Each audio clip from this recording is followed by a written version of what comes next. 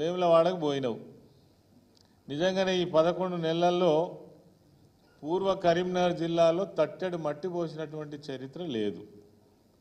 ఎక్కడి పనులన్నీ అక్కడ ఆగిపోయి ఉన్నాయి.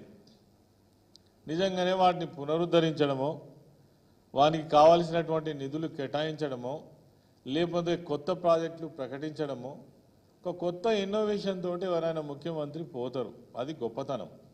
నువ్వేం చేస్తున్నావు? వేములవాడ సాక్షిగా ఇగో కేసీఆర్ అరెస్ట్ అవుతాడు, కేటీఆర్ జైలుకి పోక తప్పదు, హరీష్ రావు జైలుకి పోక తప్పదు, ఇది ఒక పాట పాడుతున్నావు.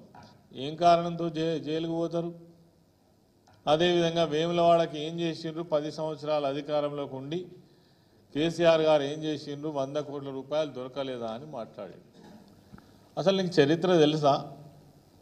ఎవరన్నా ఎక్కడికన్నా వెళ్ళే ముందు అక్కడ ఏం జరిగిందో అని తెలుసుకోవాలని ప్రయత్నం చేస్తున్నావా? అసలు తెలంగాణ రాష్ట్రం రాకపూర్వము ఈ రాష్ట్రంలో ఉన్నటువంటి దేవాలయాలన్నీ కూడా నిరాదరణకు గురైనటువంటి పరిస్థితి మనకు తెలుసు. దాని తర్వాతనే కొంత ఇరిగేషన్ అత్యవసరమైనటువంటి పనులను ముందర వేసుకొని టెంపుల్ నిర్మాణాలు కూడా చేపట్టినటువంటిది, వాటి పునరుద్ధరించినటువంటిది కేసీఆర్ గారి ప్రభుత్వం. కళ్ళ ముందంటే సజీవ సాక్ష్యాలు ఉన్నాయి.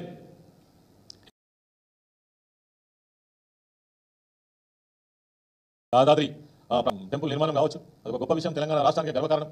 అదేవిధంగా బాసరా కావచ్చు, ధర్మపురి కావచ్చు, కాళేశ్వరం కావచ్చు, వేములవాడ దేవస్థానాన్ని కూడా 100 కోట్లతోటి అనేక అభివృద్ధి కార్యక్రమాలు నిర్వహిస్తున్నటువంటి సందర్భంలో అక్కడ ప్రజలందరికీ తెలుసు వేములవాడ క్షేత్రం అంటేనే చాలామంది పేదవాళ్ళు వచ్చేటువంటి క్షేత్రం కాబట్టి అక్కడ ఆ స్థలము టెంపుల్కు సరిపోను లేదని అక్కడ ఒక చెరువునే టెంపుల్కు తీసుకొని మళ్ళొక చెరువు నిర్మాణం చేసి, బండు నిర్మాణం చేసి దాదాపుగా 100 కోట్లు కేటాయించి, అంటే 200 అనౌన్స్ చేసి 100 కోట్లు కేటాయించి దాదాపు 100 కోట్ల రూపాయలు ఖర్చు చేసి అక్కడ ఉన్నటువంటి టెంపుల్ నిర్మాణం కోసం అనేక కార్యక్రమాలు, భూసేకరణ కావచ్చు, బద్దిపోచమ్మ టెంపుల్ నిర్మాణం కావచ్చు, ఇంటర్నల్ రోడ్స్ కావచ్చు, అసలు ఆనాటి 10 సంవత్సరాల క్రితం ఉన్నటువంటి వేములవాడ టౌన్కి ఇప్పటికీ మనం పోలిక కూడా ఉండదు.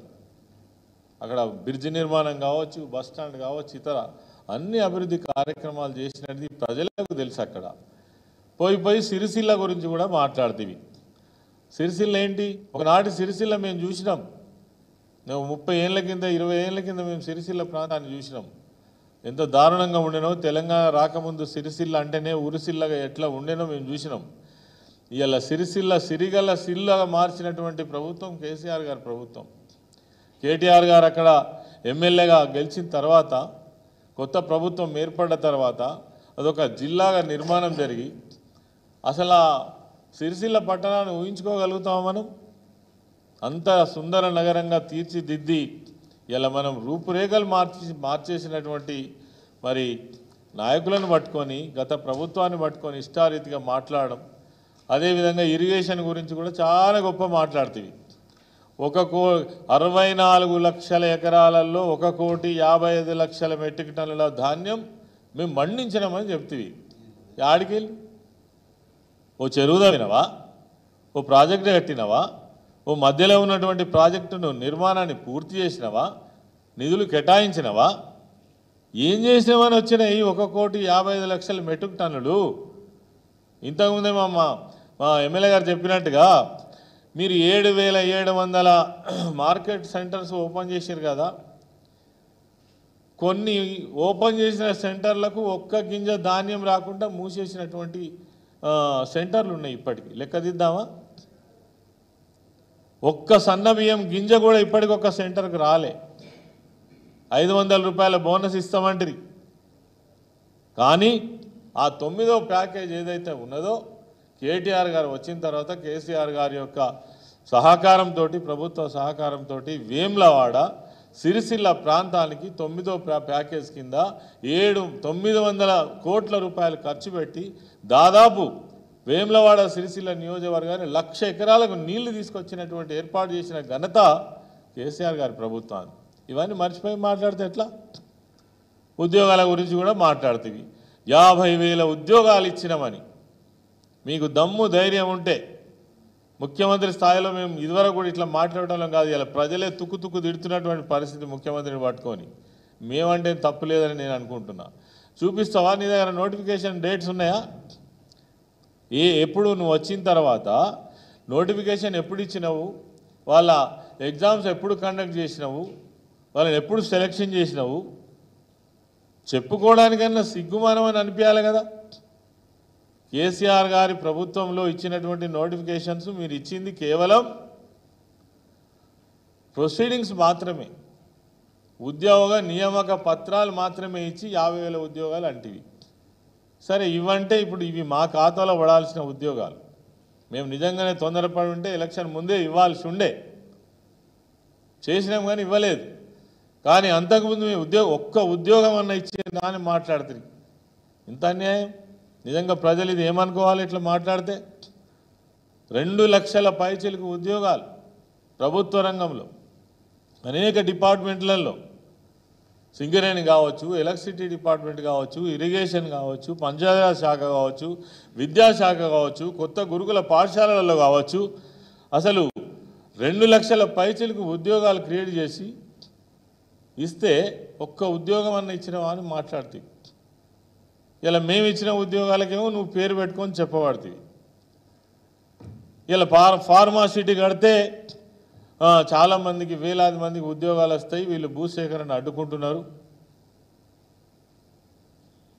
మీరు చేయలేదా భూసేకరణ అంటే? మేము చేసినప్పుడు భూసేకరణ ఇట్లా చేయలే. భూ నిర్వాసితులకు న్యాయం చేసి వాళ్ళకు ఖచ్చితమైనటువంటి వాళ్ళ యొక్క డిమాండ్స్ను పరిష్కరించి ఒప్పించి మెప్పించి దాదాపు 17,000 ఎకరాల భూసేకరణ జరిగింది. తెలంగాణ రాష్ట్రం వచ్చిన తర్వాత అనేక ప్రాజెక్టులు పూర్తి చేసినాం. ఒక్క ప్రాజెక్ట్ అన్న ప్రజలకు అంకితం చేసినామని మాట్లాడుతుంది. కాళేశ్వరం ప్రాజెక్టు పూర్తి చేసి ప్రజలకు అంకితం చేయలేదా?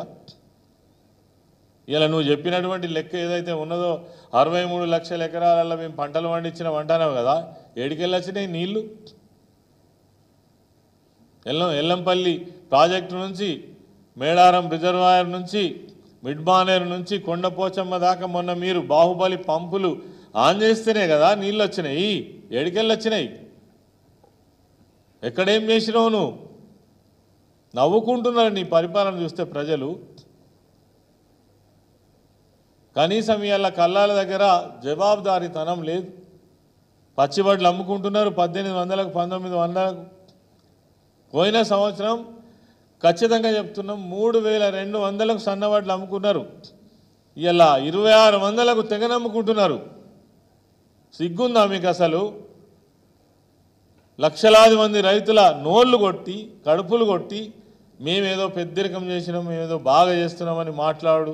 పైకెళ్ళి గత ప్రభుత్వాన్ని, కేసీఆర్ గారిని, అంటే కేటీఆర్ గారిని, హరీష్ రావు గారిని, బీఆర్ఎస్ పార్టీ నాయకులు ఎక్కడ మాట్లాడితే అక్కడ వాళ్ళను అంచివేసేటువంటి పోలీస్ వ్యవస్థను నిర్వహిస్తూ మళ్ళీ నిన్న మీరు వేములవాడకు వచ్చి ఇంత దారుణంగా మాట్లాడడం ఏదైతే ఉందో, ఇంతకంటే దరిద్రం ఇంకొకటి లేదు. ఒక ముఖ్యమంత్రి మరి భూసేకరణకు సంబంధించి అలా ప్రజలందరూ మాట్లాడుకుంటున్నారు.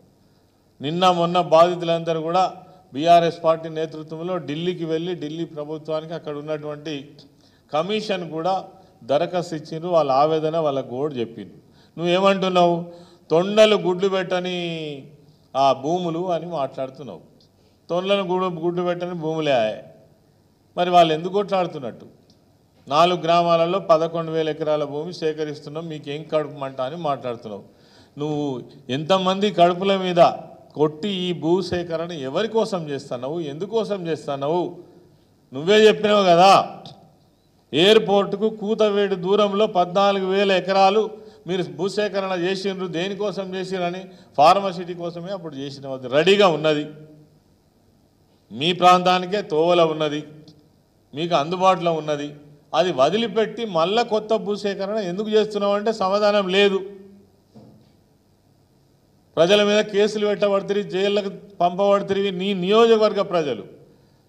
మేము అడుగుతున్నది కాదు ఈ మాట.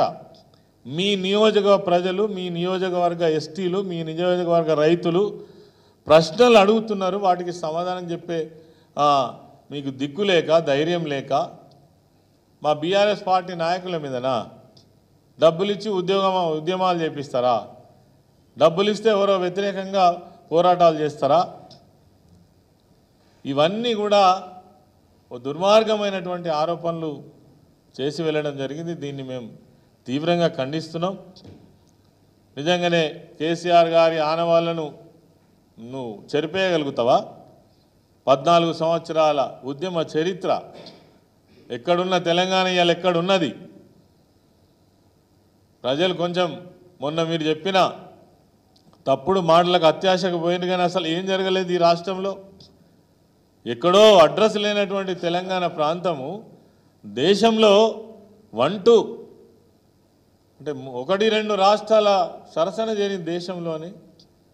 అంత గొప్పగా ఇటు ఐటీ రంగం కావచ్చు, ఇండస్ట్రియలైజేషన్ కావచ్చు, ఇరిగేషన్ రంగం కావచ్చు, విద్యా వ్యవస్థ కావచ్చు, హెల్త్ కావచ్చు, రోడ్ల నిర్మాణం కావచ్చు, ఎన్ని బ్రహ్మాండమైన అభివృద్ధి జరిగితే ఏం జరగనట్టు మీరు వచ్చి ఏం చేసినో చెప్తారా? 11 నెలలు ఉన్నాయన్నీ ఉడబీకేస్తున్నారు.